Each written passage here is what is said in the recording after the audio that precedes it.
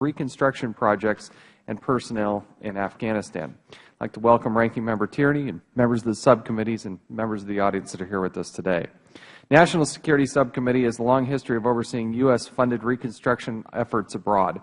Last year alone, the subcommittee held 6 hearings on Iraq, Afghanistan, and the billions spent on earthquake relief in Haiti.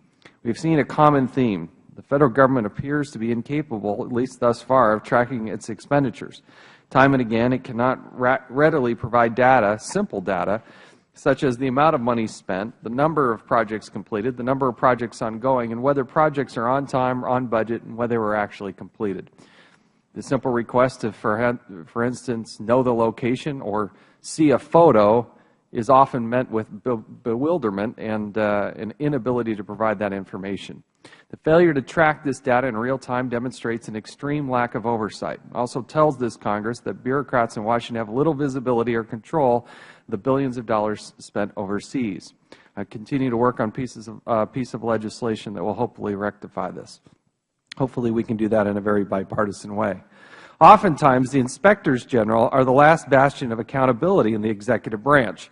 Unfortunately, President Obama has failed to appoint replacements for the State Department, Defense Department, USAID, and SIGAR, the Special Inspector General for Afghan Reconstruction, which is, in essence, all the major players in Afghanistan. We don't have even an appointment, let alone a Senate confirmation, for the major people that are responsible for the oversight within Afghanistan. In fact, the State Department has not had an IG since December 2007. This is just inexcusable, and I think a disservice to the American people, and it makes me wonder if this President Obama, simply doesn't want somebody looking over his shoulder and want people in there on a full-time basis with the authority to get the job done. I think it's inexcusable to have so many vacancies at this point. In some cases, there is significant disagreement between the agencies and the oversight community. We saw this recently with the Special Inspector General for Afghan Reconstruction and USAID. On March 9, 2012, Mr. Stephen Trent sent a management alert to Dr. Ken Yamashita regarding Afghan President Karzai's Presidential Decree 62, PD 62 as it's called. PD 62 mandates that U.S. implementing partners cannot use private security companies after March 20, 2012. Instead, the contractors and non-government organizations must contract with the recently formed Afghan Public Protection Force, or the APPF. So in addition to providing goods and services at no cost to the Afghan people, the American people must also pay President Karzai for security. Mr. Trent's management alert outlines several core concerns. One, the transition to using the Afghan Public Protection Force may cost taxpayers an additional $55 million during the first year on 13 different projects. Part of this is due to a staggering 20% profit margin demanded by President Karzai. Number two, the Afghan Public Protection Force may not be capable of providing adequate security for the implementing partners. And third, approximately $1.34 billion in taxpayer-funded projects may be at risk of modification or perhaps even termination. According to International Relief and Development, a nonprofit NGO, the transition to APPF may increase costs by approximately 15%. This expense is then passed on to the American taxpayer. In response to SIGAR's concern, Dr. Yamashita wrote the following on March 13, 2012, quote, USAID acknowledges the issues identified in the observations, but rejects the SIGAR management letter in its entirety due to the inadequate comparisons, speculative assumptions, and inaccurate statements within the document, end quote. USAID did not merely object to SIGAR's findings, it rejected them in its entirety. We often see contrasts, we often see disagreements on particular points, but what strikes me about this particular one is just the total and complete dismissal of this report from top to bottom. Thus, we are holding this hearing.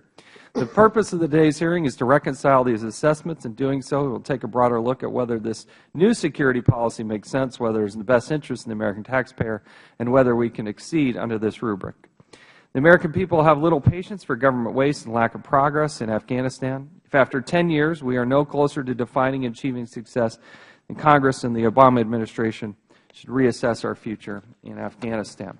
I hope our discussion today will provide some clarity. I look forward to the hearing and the panel. I appreciate the two gentlemen who are joining us today and their commitment to our country and our betterment, future. I really do appreciate their expertise and look forward to a good discussion. I'd now like to recognize the ranking member, gentleman from Massachusetts, a friend of Mr. Tierney, for his opening statement. Thank you very much, Mr. Chairman. Thanks for having this hearing. Thanks to both of you gentlemen for coming here and testifying today. You know, I can't let go unanswered just the comment that the Chairman made with regard to not having appointments in various important positions. I agree that there are a number of important positions that need to be filled in this country and that are not filled, but I do take note of the insistence in the Senate of having cloture votes on every single thing that comes down the line, and the amount of obstruction that has gone on with regard to the President's attempts to appoint everything from the Consumer Protection Bureau to the FHFA Director to judges to the National Labor Relations Board. When you have a minority party and a minority leadership that says that their sole goal in life is to make sure that this sitting President doesn't win a second term, I think that that is the indication of why things aren't getting done in this country on a large scale, and particularly why we don't have appointments in very important places. And I would question whether or not that's the best thing for this country. And I think if we want to start talking about working in a bipartisan way, that's a darn good place to start. Well, let's fill these positions so that we can move forward and keep this country safe and keep our economy moving and on that basis. So before we start loading up criticism at any one President on that basis, let's get the congressional places functioning, in particular the Senate, with regard to allowing people to be nominated and then have a debate and vote on that. This is an important business that we are talking about here today. These are people that are working very hard to try and make the policy of past government and the current government work in Afghanistan, and people putting their lives at risk. And we have to make sure that we are doing everything we can to keep them safe and that the security mechanisms that are put in place actually are effective. I have some serious questions about that, and I have talked to Mr. Thier about it, and would be happy to have the conversation with Mr. Trent about just how we are proceeding over there, and whether or not it's the most efficient way, whether or not it's the safest way, and whether or not we're just throwing bad money after worse. On that, I would just ask the Chairman for unanimous consent to enter my written remarks into the record, and then we can proceed. I think it would be instructive to hear the witnesses and have an exchange of questions. Without objection, so ordered. In the spirit of fleshing this out, my criticism of the President thus far is that in most cases there hasn't even been a nomination. So I agree that the stagnation in the Senate is clearly a problem, and a bipartisan problem. I don't know what that other body does, quite frankly, all day. They ought to give up the wheelchair races and the Wednesday night bingo and actually do something. So, Gentleman will yield for a second, and therefore you see the President's frustration. When he nominates people, they end up having to withdraw because they can't get action. So if the Senate would show a little bit of an attempt here to work as a government should work, then I think the whole thing would move a little bit more smoothly. And I would concur and work with you. My criticism of the President thus far is the lack of nominations, and we'll continue to work on that because I think ultimately our goal is the same, and I think we're unified in that. We need people with authority confirmed by the Senate in these active positions. So, nevertheless, maybe we'll have another hearing about that. Let's move forward, though. Members will have 7 days to submit opening statements for the record, and we'd now like to recognize our panel. Mr. Stephen Trent is the Acting Special Inspector General for Afghan Reconstruction, and Mr. Alexander Thier is the Assistant to the Administrator for the Office of Afghan and Pakistan Affairs at the U.S. Agency for International Development. Both gentlemen have very distinguished careers and backgrounds, very well qualified for their positions. We appreciate their participation here today. Pursuant to committee rules, all witnesses will be sworn before they testify. So if the gentleman will please rise and raise your right hands. Do you solemnly swear or affirm that the testimony you're about to give will be the truth, the whole truth, and nothing but the truth? Thank you. Let the record reflect that witnesses answered in the affirmative. In order to allow time for discussion, we'd like you to limit your testimony to 5 minutes. We'll obviously submit your entire opening statement for the record. But at this time, we'll now recognize Mr. Trent for 5 minutes. Mr. Chairman, Ranking Member Tierney, and members of the committee, Thank you for inviting me here today to discuss changes in Afghanistan's private security contractor policies and their impact on USAID reconstruction projects and personnel in Afghanistan. President Karzai's decision to dissolve private security contractors, or PSCs, and transfer their responsibility to Afghan state-owned enterprise ultimately affects all U.S. international reconstruction programs. Under a 2-year bridging strategy, the new Afghan Public Protection Force, known as the APPF, was to assume security responsibilities for all development projects and convoys by March 20th of this year, and for all military construction sites and bases a year from now. The transition most immediately affects AID as the largest single funder of development projects in Afghanistan. SIGAR has conducted a number of PSC-related audits and is currently conducting an audit of the cost of PSCs used by AID's implementing partners from 2009 through 2011. Earlier this month, SIGAR alerted AID to issues we believed warranted immediate consideration in light of this transition to the APPF. Our primary concerns are over increased costs and the possible disruption or termination of reconstruction projects if the APPF cannot provide the necessary security. Security costs for reconstruction projects have steadily and significantly increased in recent years. Our ongoing audit work indicates that AID implementing partners employing PSCs are currently spending an average of 14% of the value of their contracts on security services. We noted one project whose security comprised 42% of the overall contract value. SIGAR's analysis found the transition to the APPF may increase Afghan labor costs by as much as 25 to 46%, and expat labor costs by as much as 200%. In January of this year, AID released an analysis of its implementing partners' contingency plans for the transition. This analysis concluded that if the APP cannot provide necessary security, at least 10 major AID-funded projects valued at nearly $900 million would be at risk of termination. Another 19 projects worth about $450 million would need to be modified.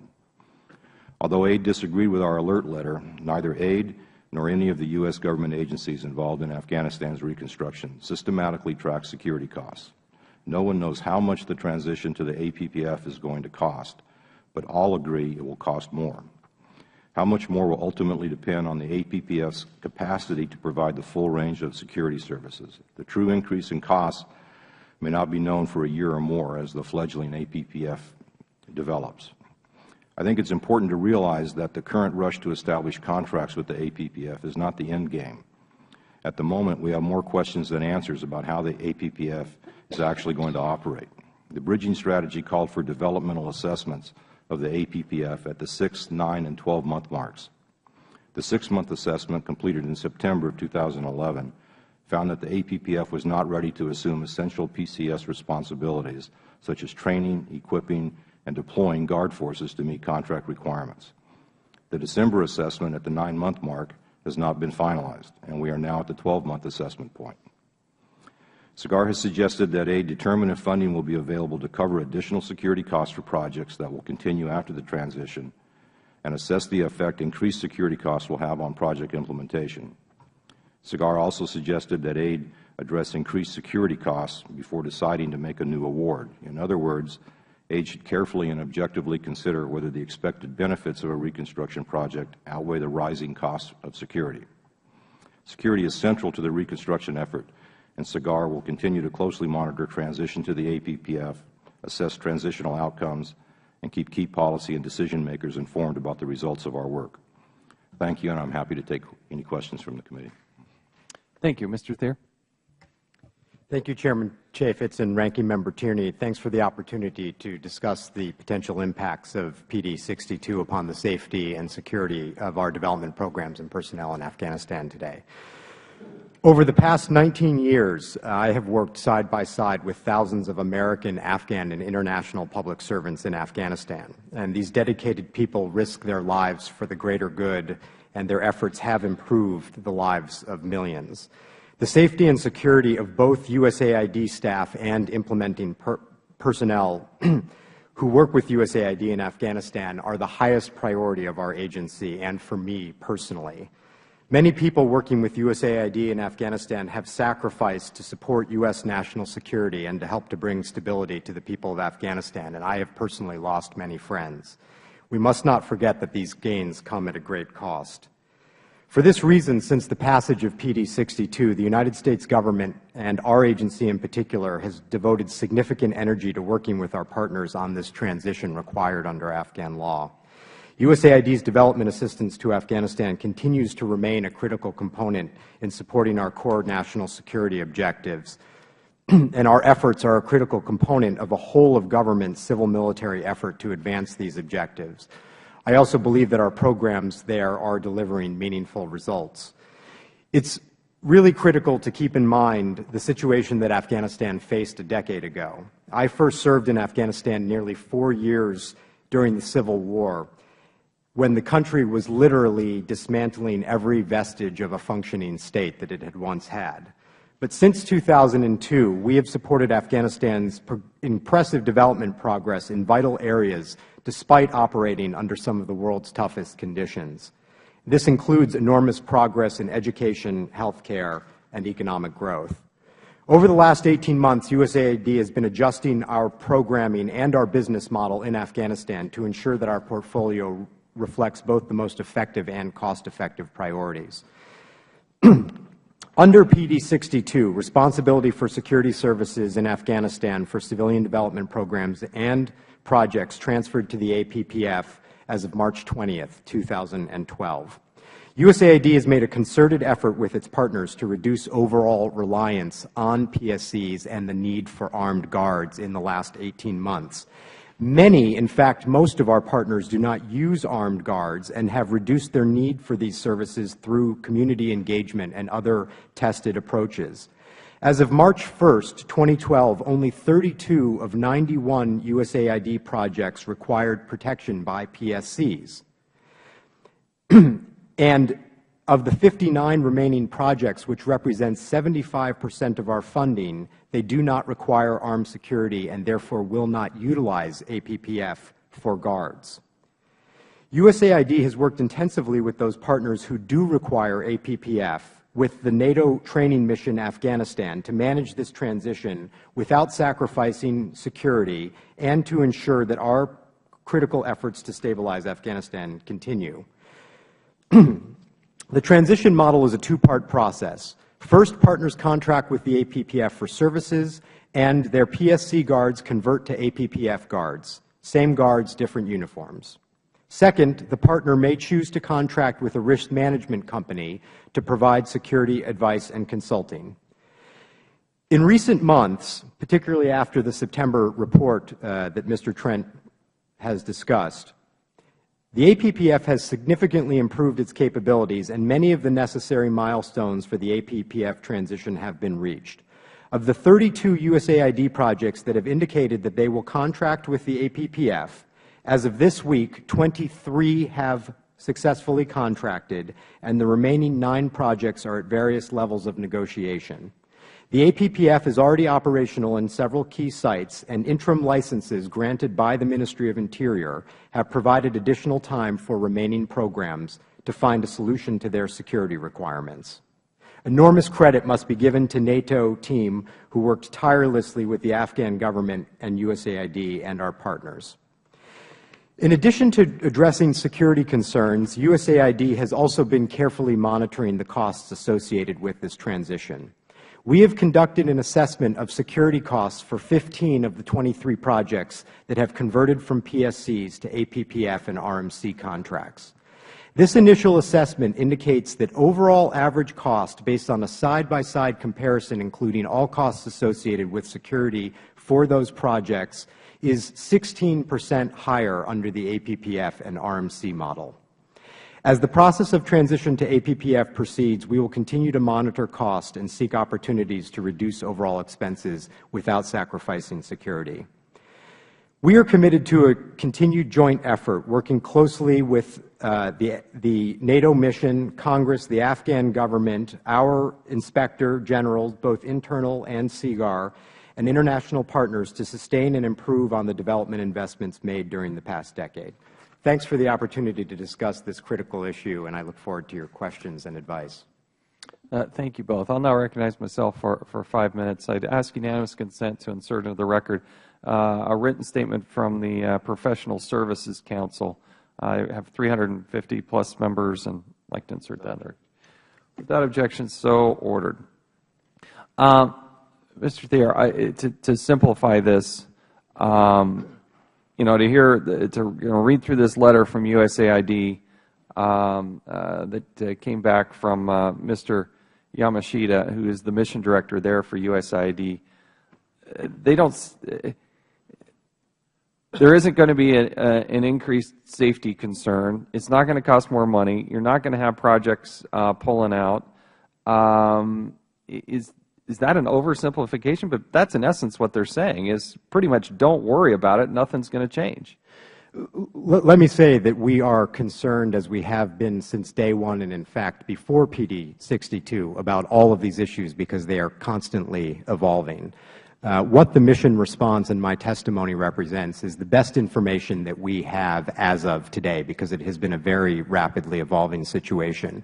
We were indeed 6 months ago very concerned about the potential that some of our important development programs may shut down as a result of this transition not succeeding.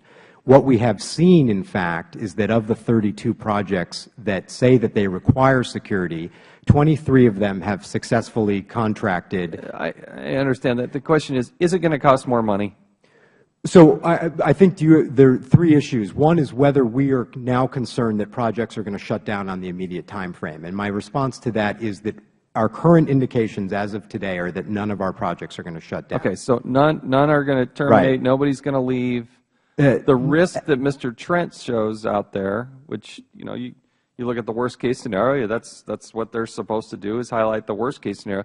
So you're saying it's going to be zero, and the inspector here is telling us that there could be up to $899 million worth of projects that are abandoned. I certainly can't say that it's going to be zero. What I know is that of the projects that we were concerned about, none of them are now indicating a likelihood of shutting down in the near term. But I certainly can't say that that won't be the case in the future.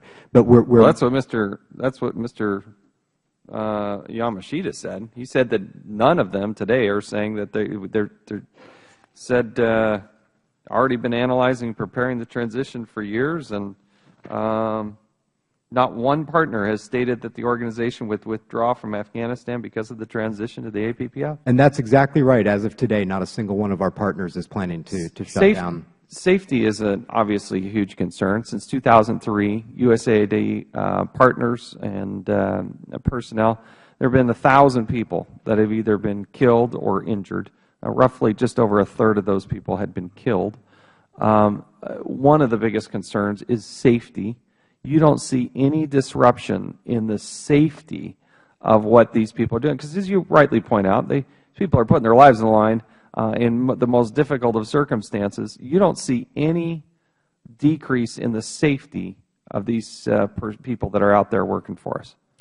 Thus far, we do not have indications, and this is obviously from our partners who are going through this process and making these contracts. We do not have any indication that there is any decrease or increase in insecurity.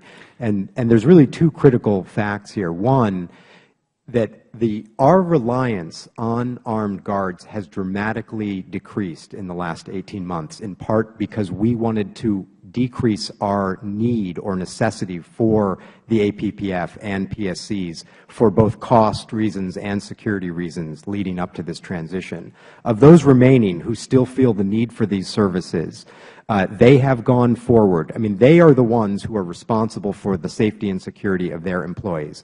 And I talk to these people every day. They would not do this unless they were confident, as of today, that the safety and security of their employees was going to be okay under this model. Now, that may change, but at the moment, they are all saying we are willing to make this transition because we feel comfortable with the way things have worked out. And the cost, you don't anticipate this is going to have an increase in costs? At the moment, we are trying to look at this very intensively, and we ordered this side-by-side comparison of 15 projects. And what our implementing partners have said, based on their current contracts and their plans, that we see a 16% cost increase. Now, I can't guarantee that some projects won't be more, others won't be less. We're also continuing to try to get some of our projects off of this entirely, which is, frankly, a much greater degree of cost savings than the incremental cost of the transition. But our analysis, which is looking at the actual contracts that have been signed and what our partners say they need today to secure their sites, has a roughly 16% increase over 15 out of 23 contracts that have been signed. This would be the 20% profit margin that the President is wanting to put in who knows what bank account? It's split between several contracts, and whether the increase is coming from the risk management company side of the House or the APPF side of the House, I would have to let you know. I don't have that breakdown. Mr. Trent, I obviously want to give you time to respond to this, but given the sense of time, I will come back to you and we will. But in the essence of time, let me recognize the Ranking Member for 5 minutes. Thank you. So this question is for both of you, and take whichever order you want. But my understanding of this, for those remaining projects that require security, the deal is that now they're going to have APPF forces there, who I don't know that we have a great deal of confidence in their abilities on that. There's always been trouble with the training of the security forces of Afghanistan. So they're going to come in. And then for those that are still having trouble deciding how they're going to operate in this system, we're going to be able to have management risk companies who are essentially going to be the same people that used to be contracting for the job to now layer on and oversee them. And then we're going to pay them on a cost-plus basis and add on a 20% profit. So if I watch this calculation all the way out, is the ISAF forces and NATO and the United States and others contribute money to Afghanistan. Afghanistan uses all of that money to try to build a security force. They then take the funded security force and assign it to these projects, which are paid for by the United States and other countries' money for the development of that, charge them for the security by the people that were paid for by these people on a per-person basis on that cost-plus, and then manage them with people that used to be there without further management or whatever, one less layer, and pay for them, and then add a 20% profit to it. Is that about right, Mr. Trent? Congressman, we have paid a large amount of money through MOI to buy weapons and various equipment. Your characterization, I think, has certainly a consideration. I think that's not.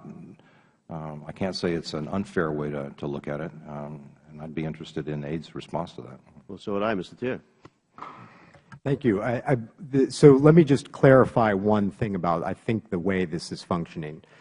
The guards who were working for the private security contractors on March 19th change their uniforms and go to work for the APPF. So this is not without any further training. Not a separate guard force. And in most cases, I think in all cases thus far, the same guards who they were paying for their private security contractors have now become APPF guards. So literally a change of uniform on that day. So the same people who they relied on and paid and trained to fulfill that role are the same people who are guarding them March 21st but wearing the APPF uniform.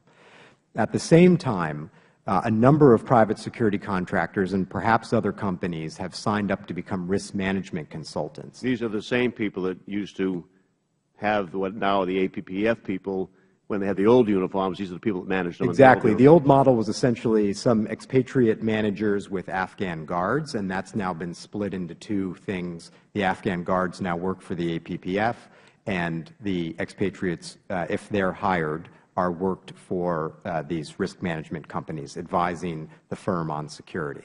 So what was previously one contract has now become two different contracts, one for the Afghan guards, one for the expatriate guards. And that's voluntary. The implementing partners don't have to sign up with the APPF, but if they want those services, they do. They don't have to sign up with the risk management company, but if they want those services, they do. I think so that's the basic model of how this is meant to function. It's true that the international community has supported the standing up of the Guard force to make this transition. It is our goal with the APPF, as with many of the other Afghan entities, to wean them off of But U.S. let me just focus us assistance. back on this. So far, we've taken one entity for security, made it into two. It's already funded by the United States and others on that basis. So you've just now broken it into two, and you're now paying them on a cost per person basis. You break it down for the gun, for the uniform, whatever expenses are in there, right?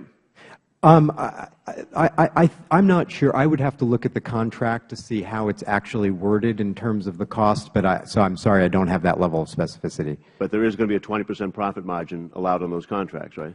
My understanding of the 20% is that it's not a profit in the sense, this is a state-owned enterprise, it's not a profit in the sense that this is something that is going to be used as profit to be distributed to individuals. You say that. Given the history of corruption and ineptitude in this country, you think that adding additional layers and opportunities, another 20%, not an opportunity for further graft and corruption and driving a wedge between people in that country and their government? I mean, what is critical in this regard is that this entity, like all of the other Afghan entities that we're supporting, needs to have very rigorous accounting and oversight mechanisms to ensure that that doesn't happen. Well, which brings me to the next problem, is that you fairly well admit that you don't have great vision into any of these contracts, particularly when it comes to security. Is that going to change? Are you telling us that now you're going to start looking at these security contracts and tracking the money? Our people review every contract. I'm just saying that I specifically don't know the mechanism that you're asking about whether it's costed out by the individual or in a different way. But certainly our contracting officers are required to review these contracts and have approved every single one. I want to come back and revisit this, but I know my time is up. Go ahead. Well, I just want to follow up on the line of questioning here. It's my understanding the USAID issued a blanket waiver for sole source subcontracts between U.S. companies and the APPF.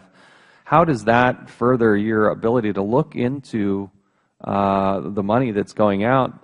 I would also say that the SIGIR has issued a table here. I don't know if you had a chance to look at Table 1, which basically outlines things, for instance, such as martyr contribution, pension payment. They even have a line item of profit, 20% of above total. So if you could look at that, that's on page 4 of what they issued to you. Where do you take exception with what they put out there? Sorry, maybe somebody can hand me the... Yeah, I'll give you a moment to highlight that. Let me allow Mr. Trent to explain this Table 1, because if you're summarily dismissing their report in its entirety, they're pretty detailed and specific about, food stipend and training and martyr contribution, hazard pay, to be determined by the customer, what the AK-47 rifle costs. Where would USAID find fault in this table? Yeah, go ahead, Mr. Trent, if you explain. I want to make sure that Mr. Thier has a chance to catch up to it. This is the APPF fee schedule off of the APPF website that was published that we use to calculate our estimation of increased costs. All of these items, I think there's 14 various categories from basic salary to medicine, et cetera, can be lumped into what is referred to in the industry as a burden rate. That we calculated a burden rate for current PSC operations under current 8 implementing partners contracts, from which we pulled a number of invoices for the year 2011. We determined a burden rate. We took that basic salary, average salary rate, and we punched it into the APPF fee schedule, which is the table that's under discussion here. And that's how we arrived at our estimation that costs were going to increase between 25% and 46%. I have no information that costs are other than what are published on the APPF website. Mr. Thier? Thanks.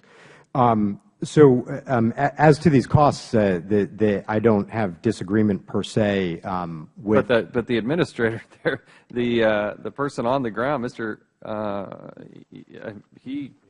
Mr. Yamashita, he summarily dismissed it, said it was inaccurate. Well, I think what he was concerned about was the conclusion of the estimation of cost increases that were used in this report versus our own work. Because, as I said, we actually looked at 15 different contracts side by side to to capture every single aspect of the security costs that would be incurred, and we came up with a far lower figure.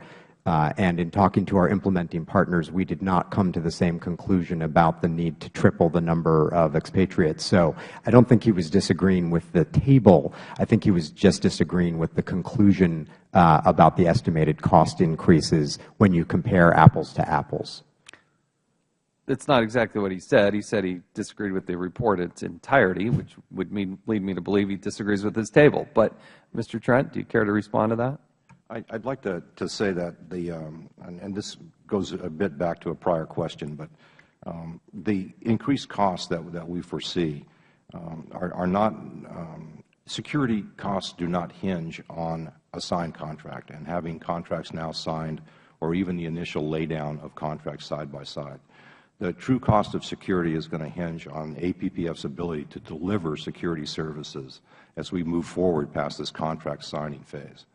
That's where we have serious concerns over APPF's capacity.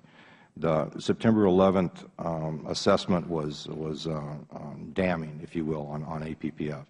And so I understand, I've heard that there's been significant progress made since then. We are concerned that the December 9-month assessment has not been completed or published, which I think would have given certainly SIGAR a better insight as to what progress had been made between September and December. We're now at the 12-month assessment point, and we look forward to seeing the documentation on increases of APPF capacity between September and the next assessment that comes out, if and when that's finalized and published. So I think it's important to understand that expatriate costs that we estimate here are not, we did not imagine that the RMCs and the IPs were going to go out on March 20th and hire additional expat staff. As APPF capacity is either built or isn't built to meet the needs of the implementing partners, adequate security, they will, we have this estimations from OSAC and PSC as well as a number of implementing partners, they will hire more expats to fill the security gaps that the APPF cannot fill if they are not able to develop the capacity. And that's where we see the increase in expat costs coming in the next year. Mr. Thayer? Yeah. No, I just wanted to respond because I very, very strongly agree with Mr. Trent and just want to make clear that, first of all, we do not know what is going to happen in months from now. And I don't want you to have. So wait. Let's examine that comment, because what the Inspector General is saying, they're foreshadowing what might happen in the future, and you summarily dismissed it. No, absolutely none of that's going to happen. No increased costs. It's not going to. There's not going to be increased safety costs. Nobody's going to leave the country. Don't worry about it. You guys are flat out wrong. So, I mean, you're very nice gentlemen. You're very nice to Mr. Trent here.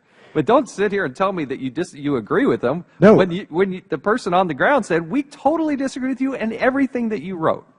But because I think we're talking about very different things, and this, I think, is a critical point to make. We are analyzing the situation, a rapidly evolving situation on the ground as it exists today. We are talking to our partners every day. There are literally, I had to change my testimony because a new contract was signed overnight. And so the situation is evolving. What I can tell you is what we know right now. But isn't what the special inspector here doing is looking into the future and saying, giving a warning shot and saying, look, beware. Isn't that fair? That's why I'm just stunned that you would just summarily dismiss all of this. But you're saying we don't know what's going to happen. We can't know what's going to happen. I don't think any of us can say that we know what's going to happen. We have very elaborate contingency plans that try to think through all of these issues. I think that what I'm trying to clarify here is that we don't know whether costs will go up. We don't know whether costs will go down. So, but you just. We don't know whether the need for guards will go up or whether the needs for guards will go down. What we are. So then why is the Inspector General wrong? I think that he's not wrong. What we found. That's not what was written. All we found is that the conclusions in this report we do not feel are supported by the data that we currently have in hand. And that's the best that we can do, is to look at what we have now and make a determination about what we think is happening. But it's really critical, because I think what we all have to understand here is that 6 months ago, when we saw this report, we all had very grave concerns about what was going on. And we are working literally on a day-to-day and hour-to-hour basis to make this transition as successful as possible, and to reduce the costs not only for these contracts but overall that we incur for security in Afghanistan, so we can spend more of the taxpayers' money on the things that we're trying to accomplish there. Okay, I'm sorry, I've gone way over my time. We yield to recognize the gentleman from Massachusetts. Thank you. You know, we have real issues with a lot of things that are happening over there in terms of insight into contracts, and particularly subcontracts and the whole contracting process. I mean, in the trucking contracts, there was no insight at all to the subcontracts. They had no idea who were the drivers, or no idea who was providing security, no oversight on that. On the oil delivery, you know, the Department of Defense and the Department of State couldn't even tell us who the company was. They knew the name of the corporation. They had no idea who the principals were or where they were organized for, and no insight into that contract. The Defense Logistics Agency and the food contract now arguing over almost $1 billion or $2 billion of cost, because they drove what appears to be a questionable contract, and their lack of oversight and coming to terms even over a multi-year period on that. This is a concern here. You have very little insight into these contracts, and now somebody comes along and says, you know, this is what we foresee could happen. It seems to me you plan for the worst. You know, you hope for the best, but you plan for the worst. I think Mr. Trent has given you the worst-case scenario of what might happen here. You're acknowledging that you don't know. It might happen. So are you planning for what Mr. Trent has said may well happen, or are you just hoping for the best and not planning for the worst? No, I mean, we are planning for the worst. We have, with our implementing partners, detailed contingency plans about what happens if, what happens. We did this all the way through this transition process, and we continue to put those in place. But what if all 32 remaining companies that need security end up needing the APPF, find out that that's not really totally up to speed, end up having to hire risk companies on top of that, and then paying the 20% on that? What's the cost increase when all that happens? We don't know the answer to that question.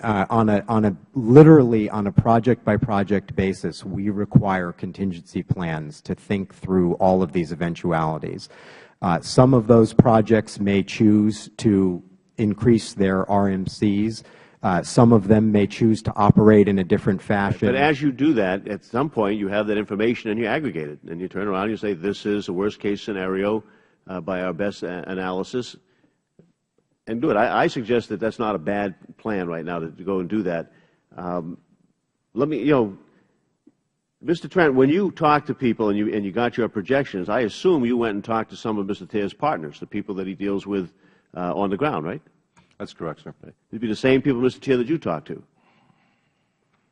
Absolutely. All right. So, Mr. Trent, you got one story, and Mr. Thair, you got another, because Mr. Trent is saying that when he talked to them, they saw some issues, and you're saying that you had a nice talk with them and they've got everything planned out and everything's okay. So, Mr. Trent, tell me a little bit about how your conversation with those people went. Well, Congressman, we met with 6 of AID's implementing partners.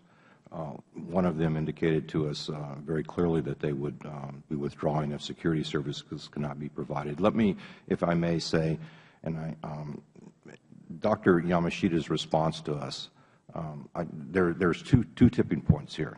The first being March 20th, and contracts to be signed, and the risk of reconstruction projects, disruption or termination on the 21st, and people walking away from jobs. I think that Dr. Yamashita's letter to us, one, exhibits some of the frustration that's ongoing in this process by all people involved, and two, I think it's focused more on March 20th, and that everything's going to be all right on March 20th. And from what I understand, there are a number of contingency plans in place with existing guards with USAID on March 20th. This flurry of contracts, more are being signed every day. But the implementing partners, OSAC, PSC, have indicated to us that it's the ability of the APPF to deliver the security that's ultimately going to be the tipping point on the risk that development and projects face and that the IP implementing partners face. So I think there's some explanation for the tone and tenor of the aid response to SIGAR in respect of focusing on the 20th and all the efforts that were underway to sign contracts so that everything was fine on the 21st, everything kept going on the 21st. But the bigger issue here from our perspective, from SIGAR's perspective, is the capacity of the APPF to function. And we are concerned about that in light of the general ministerial capacity in Afghanistan, and that we were trying to stand up a 25,000 man organization here in a relatively 1-2 year period, and we find that there are just numerous issues involved with that are going to have real risk impact on developmental projects as we go forward. Mr. Chairman, just as an aside, I might suggest that would be a great little hearing for us to have relatively soon. We've had hearings in passing capacity with the security in Afghanistan, but this specific aspect and maybe getting in the International Crisis Group or some other third party analysis of that and our own folks and see where we're at on that, because I agree with you, this is going to be a huge determinant of what happens going forward. Let me just get back, if I can, Mr. Tier, to the 20% issue. For some reason, it's sticking in my craw that that we particularly fund the standing up of these security folks, and then we pay from a per-person basis. And even though it's not a supposedly profit-oriented group, I assume the ones making the profit are going to be the so-called management risk people. They're going to make a pretty good profit. But then why are we paying 20% on top of that? And how do we explain that to the taxpayer? We just keep circling our money back, and at some point somebody's taking it out, but it ain't us. To put it simply, my understanding of the 20% is to make the APPF self-sufficient. It is not to distribute profit to any individual that is not part of the charter. It is to make the organization able to carry on its business operations in the future. What was the per-person cost for, if not that? I mean, they've broken down. How many different things was the trend? 20-something? 15 items. 15 items, and they're paying for each single thing down there to make them self-sufficient. So what's the 20% on top of that? Again, my best understanding of it is that what they are trying to do is to make this a self-sufficient entity. Part of what this APPF is designed to do, frankly, is to protect what is hopefully going to be a growing private sector in Afghanistan as well. And so they were looking at the standing up of this new entity as something that would be around for a number of years and would need to be sustaining so that they could provide those security services as they continued to come online. Again, it was not to provide profit to any individual. I mean, I don't buy it, but I hear your explanation. I thank you for it. So when you talk about some of these implementing partners saying that they're no longer going to need security, what are they doing differently that allows them to negate that cost? Several things have been done. Some projects that required significant amounts of private security have gone away. For instance, we're doing much less in terms of things like road building. Because we feel we've built enough roads, and the roads that are built need to be maintained, and so that has diminished the need. Some projects have gone to a more of a community engagement approach, and that's combined with the fact that we have tried to cut out subcontracting levels, something that you raised before, and often contract directly with the Afghan implementing partners who the for-profit companies were subcontracting with. And by cutting out that layer and having more Afghans doing the direct implementation and having a greater degree of community engagement, that has also required a lesser amount of guards. Overall, in the last 18 months, there has been a dramatic overall reduction in our need for security. And given how these costs have risen over the last few years, that savings is enormous. Because that's money that is now going directly to projects instead of to the security to protect them. What is AID's plan to get the remaining 32 onto that notion or that idea that they won't need security either? In other words, putting it all down into the local people's capacity to build their own roads, take care of their own water treatment facilities, do whatever other projects you have, and then being so invested, maybe they won't find their neighbors coming in and trashing them when they're working on them. Yeah. At least they'll protect it against that. I think in some areas it's going to remain necessary to have some of those projects with that sort of protection, both because the expatriate managers of programs in Kabul and other urban centers will continue to require that level of surety. In some cases, it's equipment that needs to be protected. And so there will continue to be some small, I think, but diminishing demand for those services. We also continue to work in extremely dangerous locations side by side with the military, and particularly in those locations there is often a need for security, and frankly— What's the military for?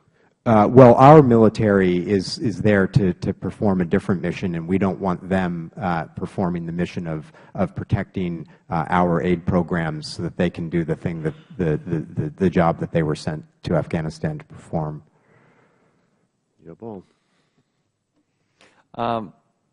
There was a 90-day extension granted by the Afghan government. Why was that? Yeah, go ahead. As we were all working madly to reach the March 20th deadline successfully, it was evident that all of the projects would not have contracts with either the APPF or the RMCs in time. And so we negotiated with the Ministry of Interior to grant licenses anywhere from 30 to 60 to 90 days for those companies that had entered into the negotiation or contracting process to ensure that there were no disruptions in that process. And they granted those licenses just days before the transition, and that has opened up the space for the remaining companies to enter into those contracts without having any disruption to the security that they are provided. Mr. Trent, do you care to add anything to that? I would like to add one thing to Congressman Tierney's comment on the profit. Sure. And certainly SIGAR doesn't have any opinion on profit amounts, 20%, 5%, 8%, 100%. We don't have a position on that. But I would point out that in the APPF schedule of fees, there's an administrative and overhead cost, which is 65% of base salary of an Afghan Guard. That one would think might serve to make the APPF a standalone agency with those administrative costs, and then we have profit on top of that. But that's just to point out. I make no judgment on that. I'd like to mention that we're conducting this alert letter originated out of a large private security contractor audit of aid implementing partners private security contracts, which is still ongoing. But during that audit, we looked at 35 of the largest aid projects conducted in Afghanistan between 2009 and 2011. And those 35 projects accounted for 70% of all funds dispersed by USAID during that time period. And of those 35 projects, 29 of them all had security services, most through PSCs and one through their own internal security. So during that time frame, SIGAR's observation was that all large USAID projects are associated with, or were during that 3-year time frame associated with security up until December of this year. Thank you. I recognize the gentleman from Massachusetts. Mr. Trent, let me just ask you this. When this report was written and now after this hearing, what ideally would be the result that you would hope would come from this? Well, I mean, the alert letter was sent just to communicate to aid our concerns over what we see as a clear possibility for increased costs. We would hope that aid would take those considerations as they move forward, and at some point here, security costs and overhead charges, if security can be termed to be part of the overall overhead for a project or contract, at some point we would want all implementing agencies to be considering the perceived benefit from projects against the overhead of what it costs to administer and implement the project. And with security costs going up, we hope that aid as well as other implementing partners will be factoring that in to their decisions. When we go to conduct an audit on a particular program, and I'm being somewhat hypothetical here, and we see overhead charges at 70% of the cost, we make no comment on whether that's appropriate or not, but what we would like to see is a reasoned determination from the outset of that project that the risks and the realization that the overhead exceeds the money going into the project was that there was a policy decision made, knowingly, objectively made, to carry out the project, notwithstanding the security costs or the overhead costs. From an audit perspective, we would like to see that. So that's all we are asking aid to do here, is to consider those costs and plan for them. Mr. Thier, can we accommodate that? Absolutely. I mean, as I think you know, the first time we met when I was a private citizen, I have been writing about and concerned about for years rule of law in Afghanistan, the costs of our reconstruction effort. And one of the pleasures of having this opportunity to serve in the government has been to try and bring these practices to bear on what we are doing. I think that we have made some great gains in the accountability of our program in Afghanistan in the last 18 months, and we will continue to do that. And let me also be clear, I mean, we welcome the CGAR's role. We welcome our IG's role. We have worked with them very effectively over the last year and a half. And we will continue to do so. Well, thank you. But what I really want to know, and I hope what this committee wants to know, is are you going to make the kind of analysis that Mr. Trent just described and give us a feeling of whether or not you have, considered all those things and what the benefit is, particularly when the cost may outweigh the management costs and the overhead outweigh the project cost itself, so that this committee can then look to you to find out why we are proceeding with a particular project, if that's the case. So if you would do that for us, if you would also project out those 32 projects that are going on and the worst case scenario for us, just in case, give us that reasonably soon so we have an idea on that. And lastly, and you can do those things? Absolutely. Thank you.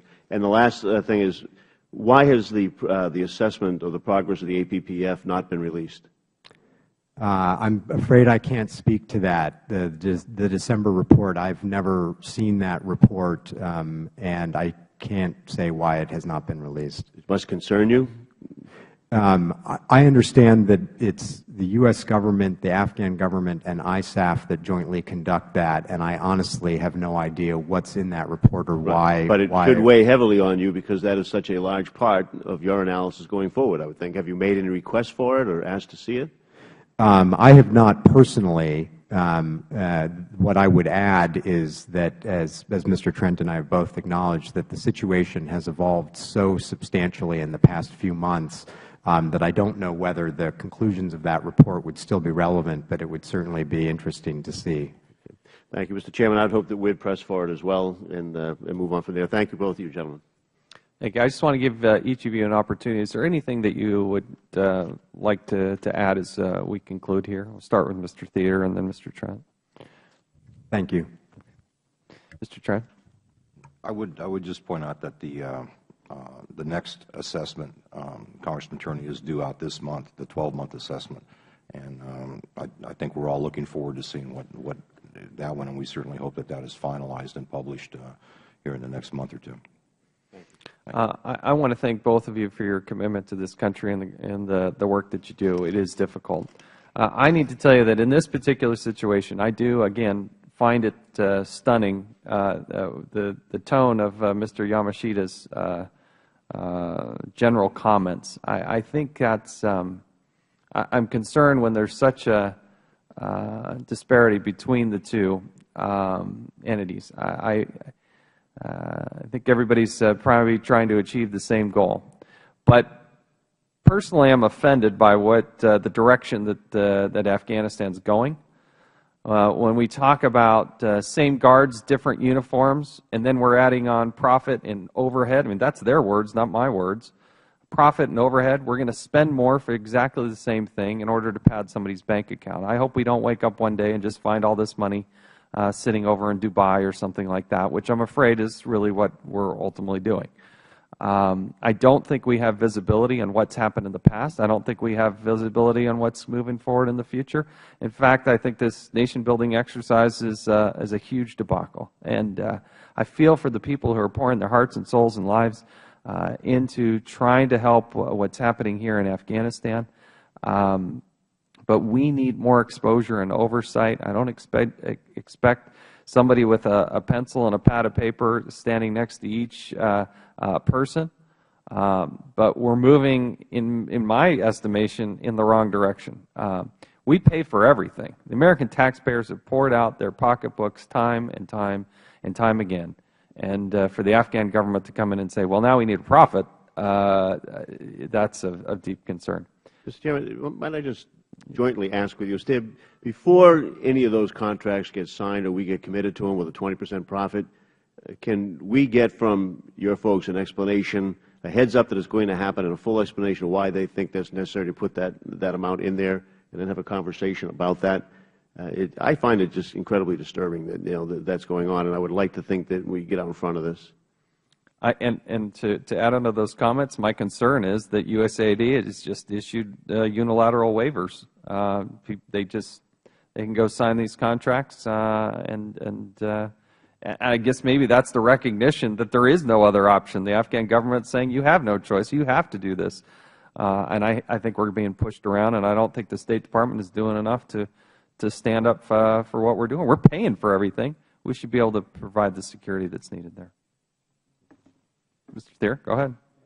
So just to answer the waiver question, the purpose of a sole source waiver, if you have no other source, and in this case, the sovereign Afghan government has required this, so you're exactly correct, Mr. Chairman. The only reason for that waiver, it does not diminish any kind of oversight or anything like that. It just says that there's not a competition because this sole source is, in fact, required. And just to respond, Representative Tierney, just to be clear, there have been 23 contracts signed already, and those are in operation. Shame on us.